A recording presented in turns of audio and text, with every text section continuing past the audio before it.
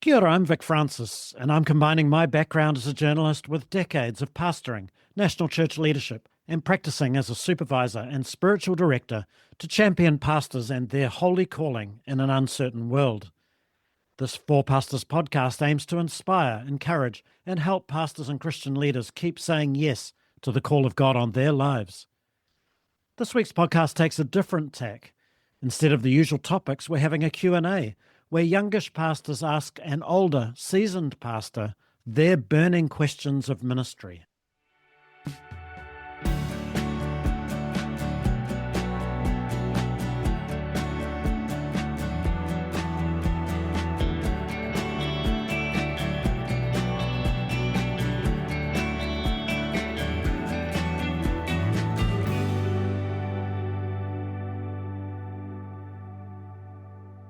Our wise pastor this week is Nigel Dixon, vicar of Holy Trinity Anglican in Tauranga, and a man with a long history of pastoring, consulting, and coaching churches and pastors in a variety of movements.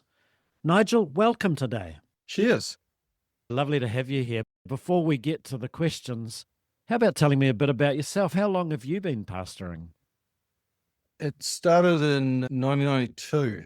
Prior to that, I'd done a degree in economics, been a teacher, and ended up working for the church that I was part of. Became an associate, then did a sabbatical, went to Regent College for a year, and then came back and led the church until 2008. Long story short, had a burnout at the end of that time. Wow. Which was a significant, a deep dive facing me. Yeah. And quite a dark time. I was in depression for a couple of years. At the end of that, kind of working through some stuff, I set up a business and just quietly started doing some coaching and tried to find solid ground again. I kind of lost the will, but ironically ended up consulting in about 15 different denominations. Yes. Yeah. I wrote a book called Villages Without Walls, and that opened a lot of doors. One of the things that amazes me is that I felt a total church failure. Yeah. Other churches welcomed me in, and it's way easier to be a consultant Than to be a pastor. Yeah, absolutely. You walk away, you give all this great advice and you walk away. But I did that for 7 years, and I slowly ended up doing a lot of work with Archbishop Justin. He'd just become Bishop of Wellington in those days. And I ended up setting up the training and doing reviews of parishes. And I slowly became an Anglican, even though I still think I am one. So I'm kind of this weird Pentecostal Anglican confused guy, really. Well, I've called you wise, and so you're telling me it's easy to do something else than pastoring, and you're this confused guy. I think though it makes you very useful in terms of talking to young pastors. What do you remember most about being a young pastor? A lot of your early days as a young pastor is being desperate to please your seniors. Yes. I mean, I love the chance to have full-time ability to do what I felt called to do, but it was mixed in a maze of all these guys who you look up to as well. And it was a male world back then too. Yes. Yeah. And it was very hierarchical. So I experienced going into a world where you really wanted to please people, and it felt quite performative, really. I wonder if that contributed to your burnout as well. Ultimately, some of that did, yeah. I'm an INFP, so I'm kind of not wired for leadership. Yeah. I think it's a deep irony with the journey God's taken me on. And I have no regrets. I've loved it. Yeah, I would have picked somebody else if I was God. Yes. And in those days, everyone was an alpha male who was in leadership, Yeah. it seemed. You probably remember those days. I do. And it was like their strong personality was equated with leadership. But there was a big downside to that. And I think we live in the wake of that still. But I loved teaching, loved being able to study the Bible, loved having time. And I love people. I love hanging out with people. I was definitely wired to be a teacher pastor. Some of the other parts of the job I found really challenging. We're about to give some advice to the burning questions of a couple of young pastors. What's the best piece of advice you've ever been given? When I first became a pastor, I remember John O'Turner, who headed up Christian Fellowship in Palmerston North. He said to me, "We work for a God who never sleeps, but you must." Beautiful. You know, he was touching that workaholic thing because It's a very intangible job. You never feel like you've done it. Yeah. And that was really helpful to me. That's very much a wise piece of advice, I think. I remember someone saying to me, we overestimate what we can achieve in 1 year and underestimate what we can achieve in 5 years. And I think there was an aspect of the same idea, is that we are driven to succeed, I guess, and maybe in our youth or in our desire to please or prove God or people. And the ability to sleep, slow down, take rest, if we're going to be medium and long-term pastors, I'm sure is very important. Nigel, just tell us a little bit about Nigel, the person. Married to Carolyn, we got 40 years next year. So we got 4 kids. We've got 4 grandsons. Yeah, they're all spread around the country in Australia. Yeah, Karen and I got a caravan. We love to get out when we can, which is hardly ever. Yeah. And we recently arrived in Tauranga, so we're still looking for a house. I love music. Just started a jazz church, actually, just because I love music. I'm kind of a classic introvert. I've always had a love for basketball, but my body's given up on me. And I've gone back to playing chess. The chess playing, introverted, jazz loving, not sure he's in the right job in the first place, wise pastor. Shall we take that as a basis to go to some burning questions of some of our emerging New Zealand pastors? I'll give it a good go. Fantastic. Let's do that. So after the break, we'll introduce our first young pastor and find out his burning question. Let's face it, pastoring is a tough gig, but you don't have to go it alone. Solace offers spiritual direction, supervision, and retreats for pastors across Aotearoa. Spaces for you to reflect, be heard, reconnect with God, and set new horizons. So whether you're thriving, just holding it together, or anywhere in between, visit solace.org.nz, proud sponsor of the Four Pastors podcast, together championing you and your holy calling in an uncertain world. Kia ora and welcome to Barry Dunn from the Rhema Family Church in Whangarei. Barry, greetings and welcome to the Burning Questions episode of the Four Pastors podcast with my wise guest, Nigel Dixon. Thank you guys for having me. Lovely to have you here. Before we get into your questions, Barry, it would be great for us to meet your church. Could you tell us a little bit about the Rhema Family Church? Yeah, so Rhema Family Church, we sit just south of Whangarei on a 12-acre block. Wow. We've been here for 40 years, so we turned 40 this year, which we're really excited about. I've been pastoring since 2019, and it's been a real honor and a privilege and a bit of a journey, but the Lord's been good, and I thank him for his grace. That is fantastic. What were you doing before you were pastoring, and what led you into accepting the call to pastor? I kind of knew at an early age, I've been born again, the call of God was in my life. But before then, I went into teaching. So I was a health and phys ed teacher, but I taught in other subject areas as well, and became an assistant principal for 6 of those years. And so leadership was the call of my life. So yeah, I've been blessed in that way. It was a good preparation time, actually. Was it a difficult thing to leave teaching and embrace pastoring as a call? I didn't see it that way. I really felt the ruffling of the feathers, if you understand that kind of metaphor, towards the end of my teaching career. And I was just going to say, Lord, I'm ready to go. Oh, that's fantastic. But tell me, what would be a distinction of the Rhema Family Church? What would I expect to see if I came and visited? Yeah, well, we're obviously focused on family, so we're multi-generational. And we have great worship, praise and worship team. And we really focus on our children's ministries, which is really great. And yeah, we've got a good team, lots of servers in the house. And so we've been really blessed. That's beautiful. Barry, tell us a little bit about yourself, more personally, family maybe, or what do you enjoy doing outside of church? Yeah, so I've been married for 21 years. My beautiful wife, Naomi. We have 4 children. My eldest daughter is 12. And then I've got 3 boys under her. So 10, 7, and a 17-month-old. And so if I do look a little bit tired, it's because I haven't had any sleep since 2013. 2013. I'm a father of 4. I'm pleased to say that they're all grown up and some of them have their own children now. So they're doing the hard yards themselves. Total respect for you. Total respect. So Barry, coming to your burning question, what question do you have for us today? Yeah, so my question comes from Revelations 2, actually, is how do we keep our first love? And I think that's such an important question because I'm a bit of a word man. I love reading the Bible and I love reading my word. And there are 3 instances where the people put forth their resume, for instance, and say, we've done some great things. We've prophesied in your name. We've done some miracles. And in Revelations 2, the Lord says, hey, look, I know your labors, but there is this one thing that is lacking. There is this one thing that you're missing out on.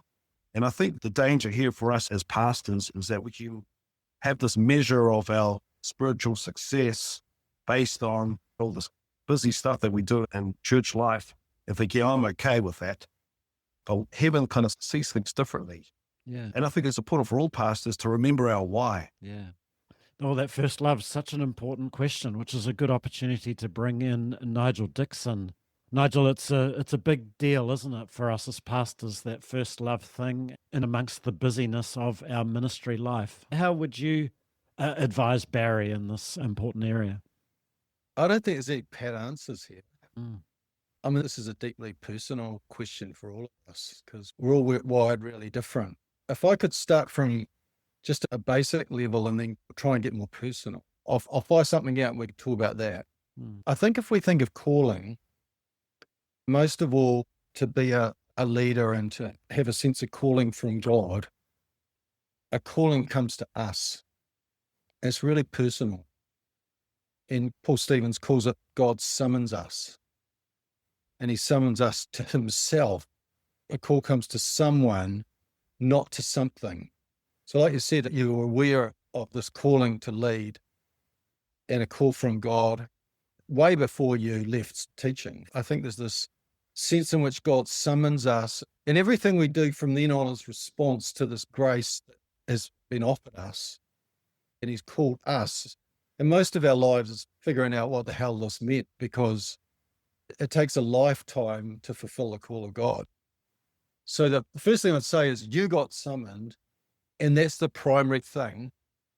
But then we have all these other myriad of other callings. Like you're also called to be a husband and a dad. So any pushback on that or thoughts? Yeah, so just coming back to the first love thing, when it's all said and done, and we're standing before the judgment seat of Christ, and we kind of unfold our resume to the Lord and says, these are the things that I've accomplished in my life. My question was, how do we prioritize what heaven prioritizes? And I think at the moment, it's so easy for us to kind of get caught up in the busyness of ministry and the busyness of what we're doing right now and think we're okay with that. And we've neglected the things that are most important. And I'm just, as a young pastor, I'm 6 years in this, how do we navigate? I think if we go back to when we fell in love with God for the first time, for me, it was going for walks and talking with God. And I got immersed in scripture in a way that shocked me. That became this lens I started to see God through, as well as obviously experiencing through the Spirit as well.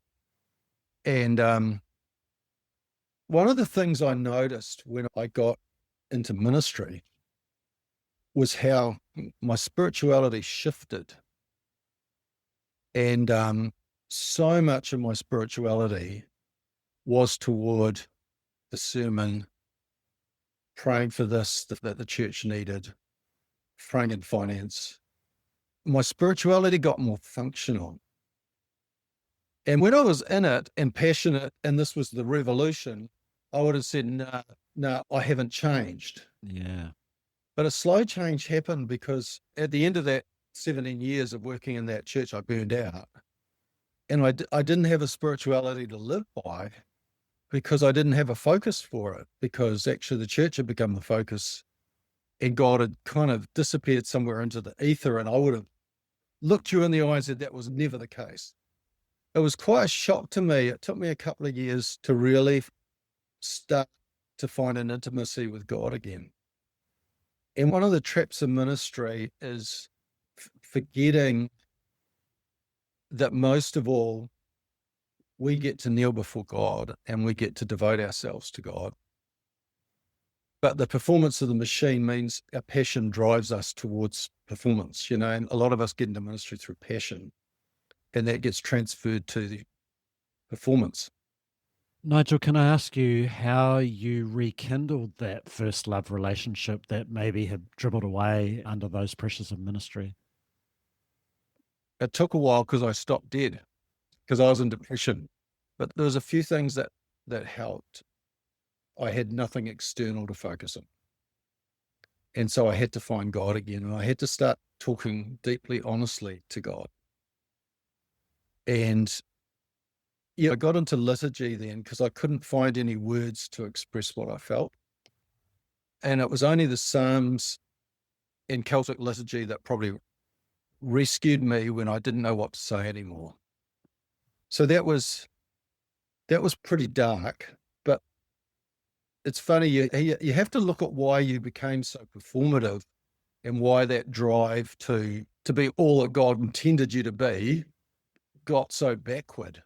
And I mean, one of the things I kind of say to young leaders is you've actually got to like your life, otherwise you'll end up blaming God at some point. And I did. I was really angry with God for those 2 years because I felt I'd served really well and I'd grown something really big, and then it swallowed me up. And so you have to look at, okay, what is this doing to my family? What is this doing to that I actually have no life myself now? All my friends are gone because I have no time for them, and you can't lie to yourself at some.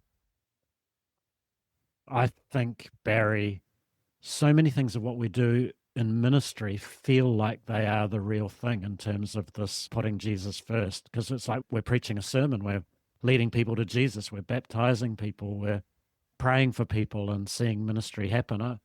My take on the first love thing is it's Jesus who is our first love.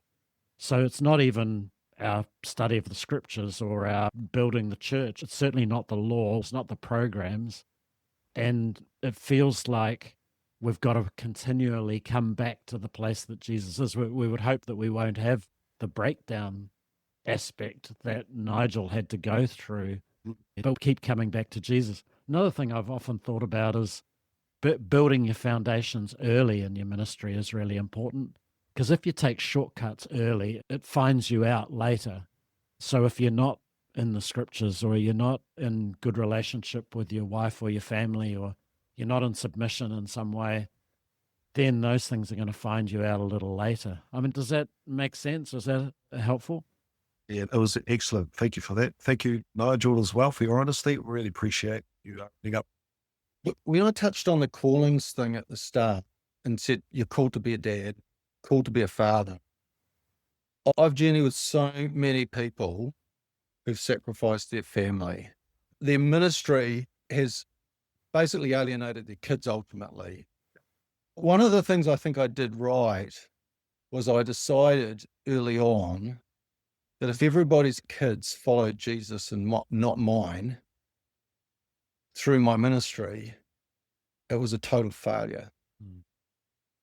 And my kids went through church life and loved it. And even though my son jokes that I was pathetically paid, all his friends, parents earned more, but he actually loved the life we had. It was a real community. But this particular day, Carolyn wasn't well, and she said, please don't go to church.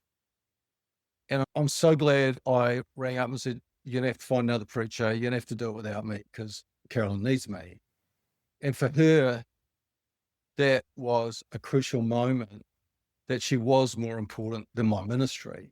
She wasn't more important than Jesus, but actually Jesus needed me to be there. And I feel like ministry and first love for God get put together, and it's not true.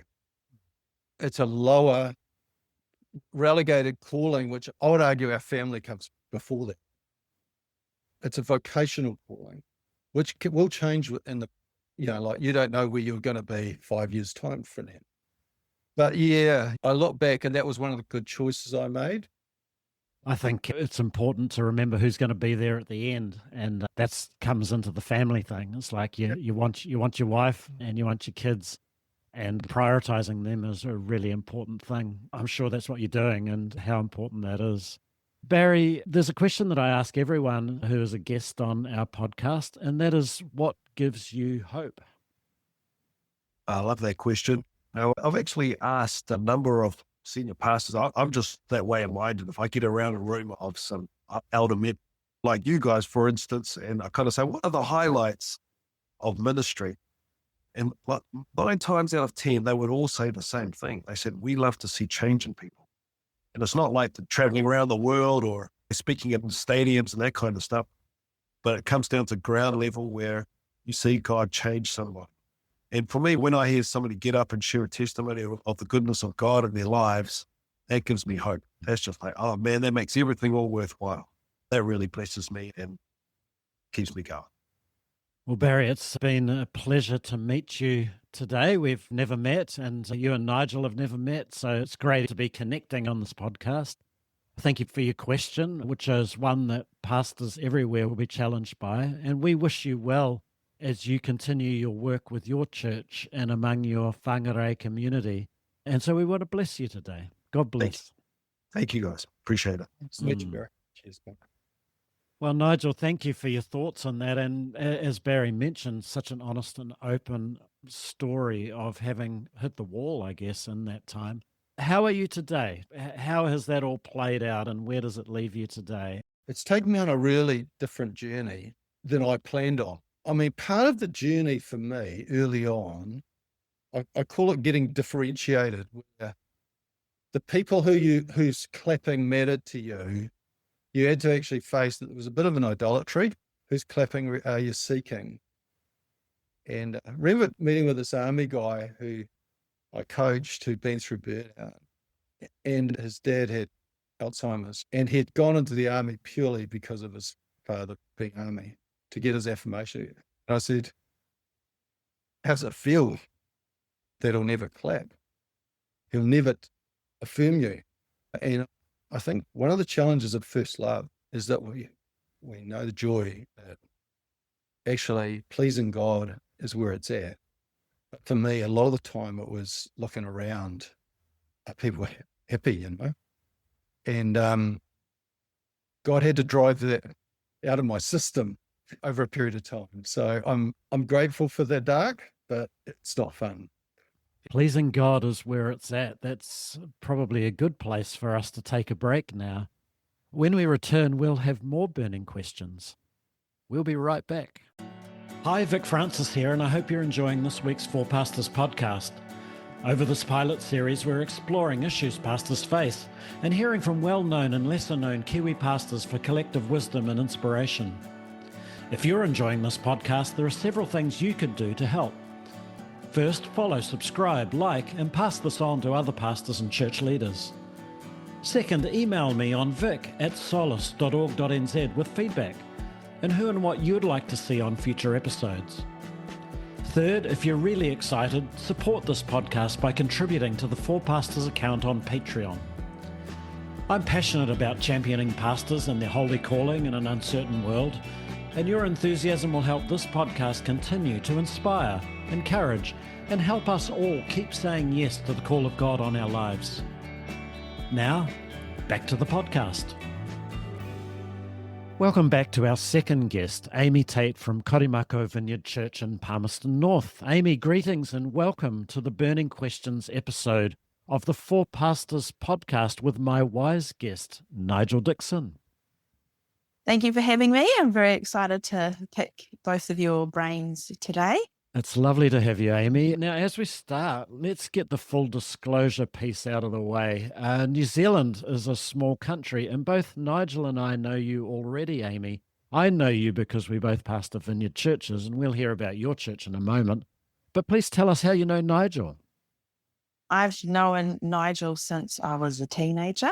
I attended his church, and I am wonderful friends with one of his daughters, and we were both bridesmaids at both of our weddings. So I have known Nigel for a long time, and it's quite a treat to be able to do this with Nigel and yourself, Vic. It is a treat, isn't it? And it's lovely to be able to ask these questions. Before we get into the questions, though, it'd be lovely to meet your church. Tell us about Korimako Vineyard. My husband and I planted Korimako in 2019. So later this year, we will be 6. So it feels like it's gone really fast. and we've had a lot of fun.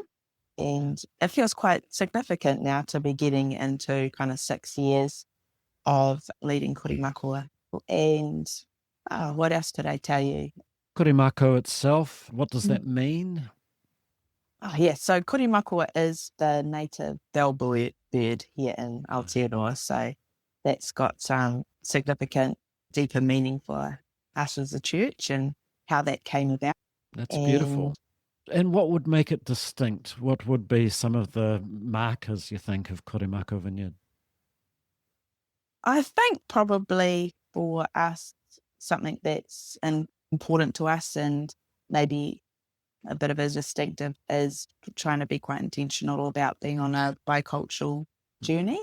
As a church, we absolutely haven't made it in any respects, but we're committed to continuing to grow in that sort of space. And yeah, hopefully every year can look back and say that we've grown a little bit more. And what would that look like on a visiting basis?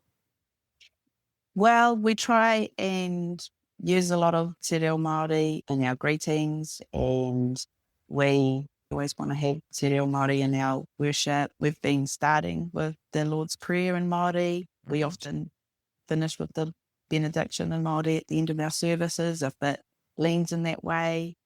Yeah, it's amazing how quickly as a church you can, like all our church can say the benediction together off by heart. We don't even need to put it in the screen. We've been doing it for a couple of years, and hopefully we might be able to do that with the Lord's Prayer at some stage soon as well. What a beautiful aspect of that church plant. But as you say, 6 years is quite a long time now. So congratulations on getting through, even during COVID and all sorts of things, through your 6 years into your birthday ahead. So maybe what's your question today? And we'll then introduce Nigel to the conversation. So I wanted to ask you guys, what has helped you create a strong, sustainable volunteer culture, especially in seasons where people are more time poor and hesitant to commit? And how do you navigate the tension of needing volunteers and not wanting to overburden your core group? Well, that's a great question, and one that we all wrestle with, I'm sure. Nigel, we'll go over to you, I think.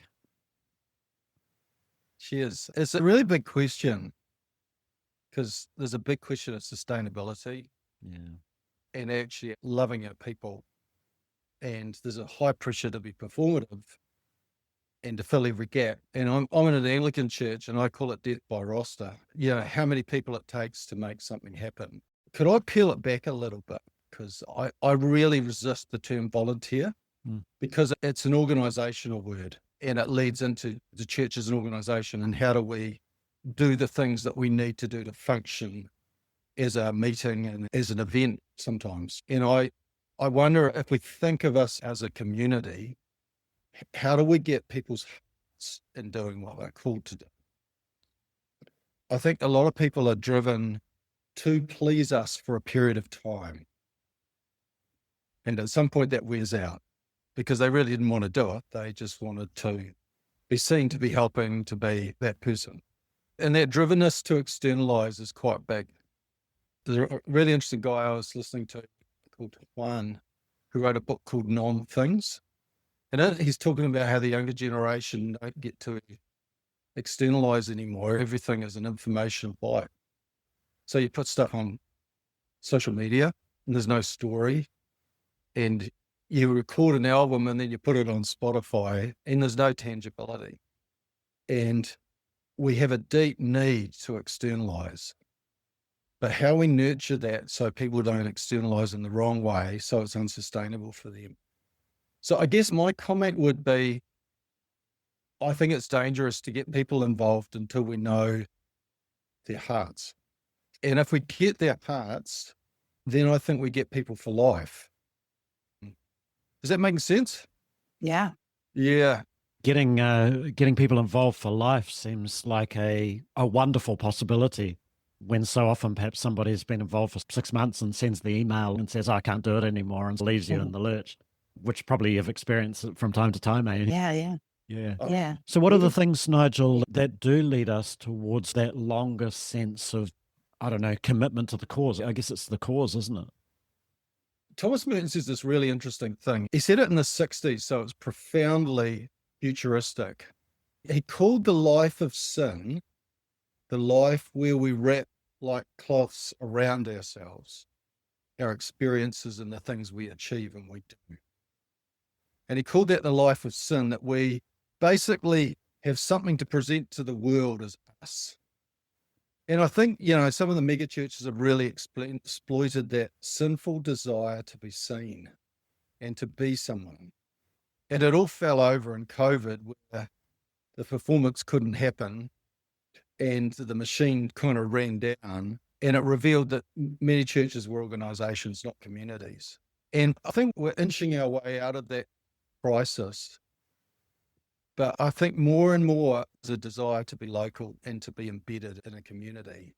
But it does take time to build a disciple who actually serves.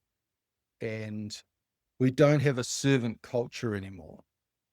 So, Nigel, if we need this time, but we also need to set up the chairs on Sunday, is there some sort of halfway process? And it's really tricky, especially for the high maintenance church, which is we use a building that's not ours. And you end up with this little core doing everything. I was talking to a young leader who's in this situation in quite a crisis. They've got quite a large church, but just a campus, so they don't get a lot of decision-making power. And the question I asked her was, do the church know how you feel? And she said, no, we've never talked to people to tell how it's affecting us. So I said to her, are you a community or are you a pretend church? And that was really hard for her, because actually she's never felt free to actually talk. Really gifted leader, but trapped in this culture of appearance that we've got it together. Right. And I think heart-to-hearts are really important. And heart-to-hearts on Sunday are really important. Because we're either a family or we're not. And if you say, look, this is our biggest challenge right now, don't like talking about it here, but we're wearing in. People lean in. And I think one of the strengths of New Zealand is we're a vulnerability culture. We lean into vulnerability. We lean away from invincibility. We don't easily do that as leaders. We feel like we've got to have a product that's working. Just come back to you, Amy. How does it work itself out at Koremako, and how have some of these longer term plans been able to be enacted? Yeah, I quite like what you're saying, Nigel, about resisting even the term volunteer.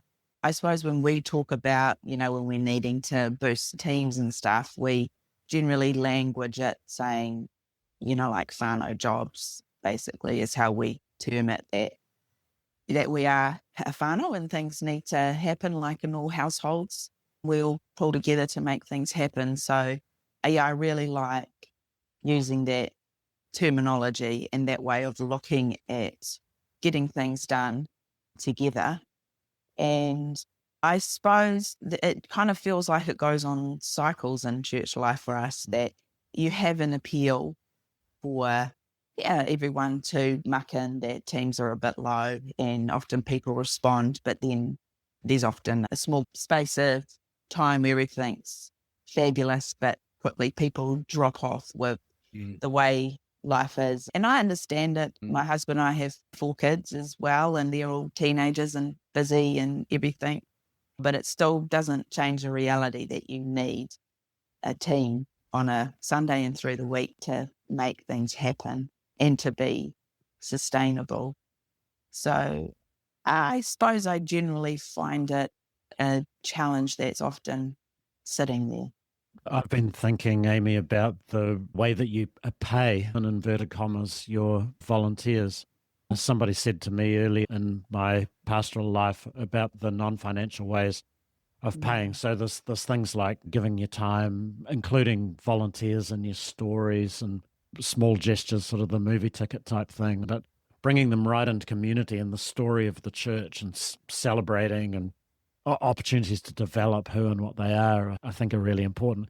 I know at our church, we're 35 years old as a church, and we've been in our own building for 10 years, but for 25 years, we set up in school halls and pubs and other churches, and sometimes 3 different places every Sunday. And it's so much a part of our story. It's like when we do new people, I say, we're a church with a building now, but we're a church that's based on our roll up your sleeves, our can do, our Kiwi sort of thing.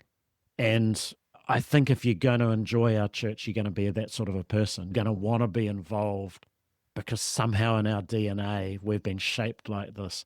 And it's a great story to tell. And I wonder if for you at the beginning of that journey or early in that journey, to be almost making a hero of the fact that we are a community, not only in terms that we like each other and that we worship together, but we are a real family in Makin. And so making it a virtue of the way that we do church. Yeah, that's really good. I love that. Nigel, any other thoughts there on volunteers? I do think we're dealing with a generational shift. Yeah. It's been very curious being in an Anglican setting where people have done jobs for 50 years and nobody has to pat their heads and say, well done. There's this formation around faithfulness that is deep in the DNA. It's really curious for me as an ex-Pentecostal, whereas you didn't praise somebody after 3 weeks, they'd give up because their ministry wasn't being recognized or something. And I think it's a cultural shift where there's an immediacy about everything now. And I think we have to build a culture that's so different to what's forming people. So for me, there's no swift solution to this. I agree with Vic. I think we should celebrate how things happen and who makes them happen really well. But it is really hard to shift a culture overnight. I wonder too whether we make the volunteer part of the story as opposed to we're creating these great teams so that we can do the work of the ministry. But maybe the working with our volunteers is actually the ministry that we're called to do. As frustrating as it can be, we tend to think, well, I've got a gap. That's a nuisance. I have to fill it, or that person's let me down, or whatever. But maybe it's in that story that is the ministry that we're doing. And so I wonder whether that could be helpful as well. Almost a different way of looking at it, as opposed to, I need to get this sorted so I can do the thing that God's called me to do. The other thing also is we feel obliged for there not to be a gap. Like it's a leadership disaster. Yeah. Whereas the thing I'd argue is I think a church experiencing a gap is a really good thing. Because people actually, a lot of calling comes out of need, but people don't see need because we're too busy fixing everything. So people arriving and the chairs not being set up, I think that's okay. I do too. Nobody died because of the chairs not being set up.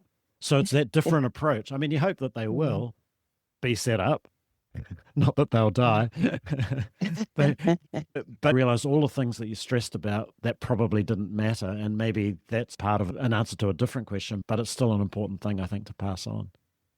I've got this great kids worker. She's basically rescued our church from old age oblivion.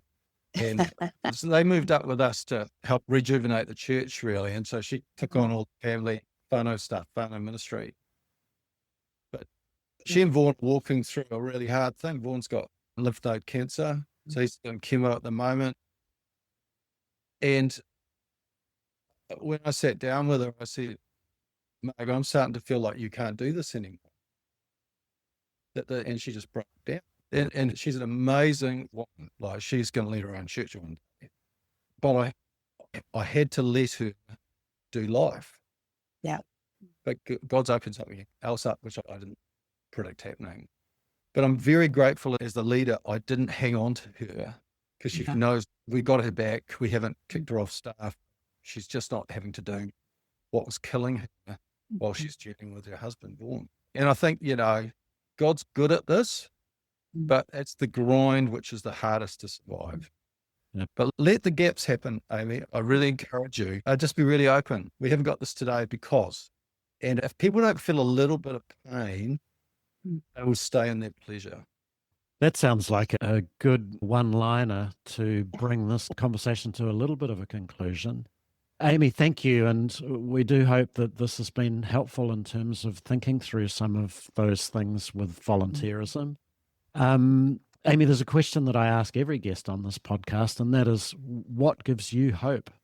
I was just talking about this with someone earlier in the week, that you do travel with a lot of tough stuff with people. And I think sometimes when you're in a bit of season where there's multiple things like that happening, I'm always surprised by God's goodness in surprising spaces, really. And I think in all my journey as a Christian and leading a church, God surprising me with his goodness has always really kept me encouraged with hope, filled me with hope in what's to come. So that would be, I think, the thing that comes to mind straight away is just the goodness of God continuing to pop up in my world and the worlds around me, just observing God being amazing. Look, thank you so much for joining us today for your burning question, which I'm sure is a burning question to many who are in ministry.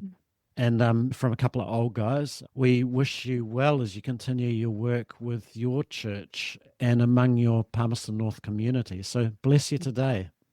Yeah. Thank you so much for having me. That was really fabulous. I've taken a lot out of that.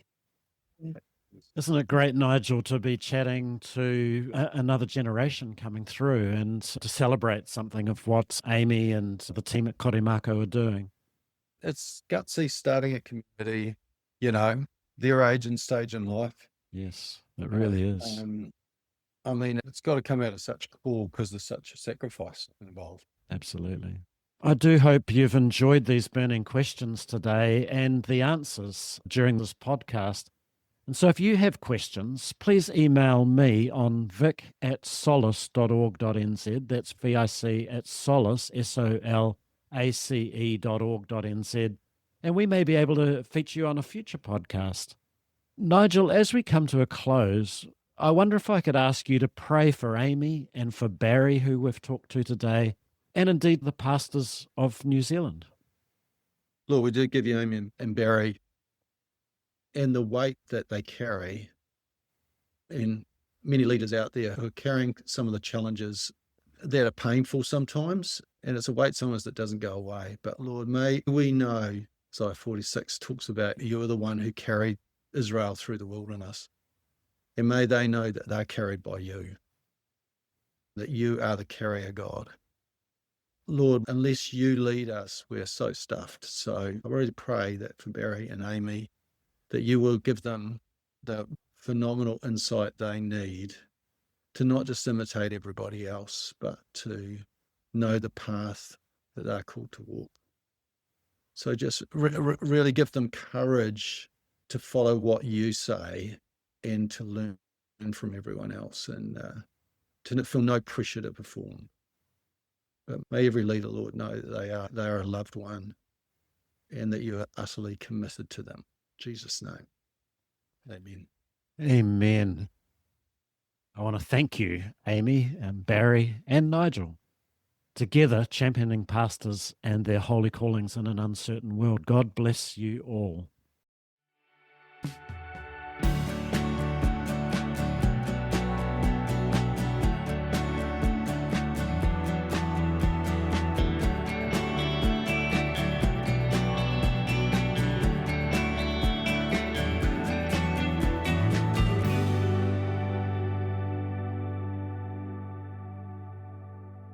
Thank you for listening to this episode of the Four Pastors podcast.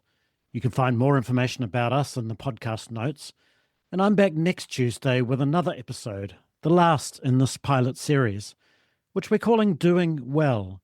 How do we as pastors maintain and thrive in our spiritual, mental, and natural health while dealing with the rigors of ministry?